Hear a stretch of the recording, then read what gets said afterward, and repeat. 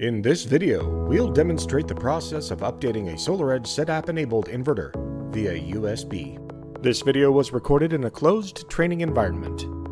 Refer to the manual and adhere to your company's safety practices while in the field. Before we begin, ensure the system is completely de-energized.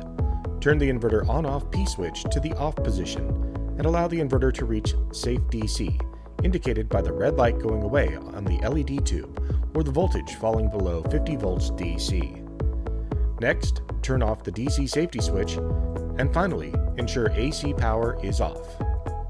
Remove the top cover of the inverter and insert the USB drive into the USB port on the bottom of the communication board. Reinstall the top cover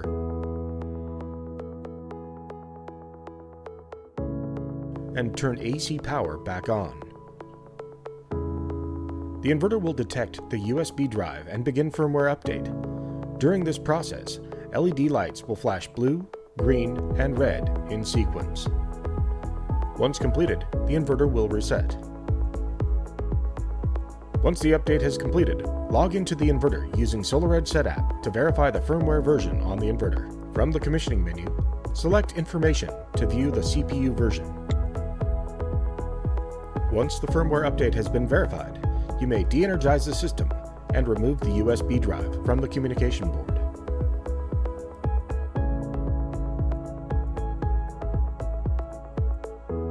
Thanks for joining us today. Please be sure to subscribe to our YouTube channel for more helpful videos.